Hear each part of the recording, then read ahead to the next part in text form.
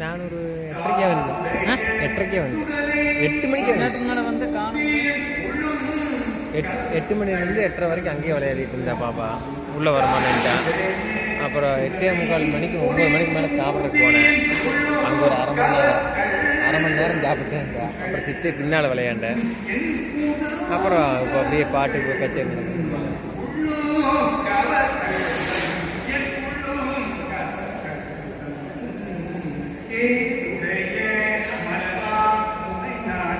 கவினை பண்ணிட்டு இருக்கிறானுங்க வீட்டிலைங்களா?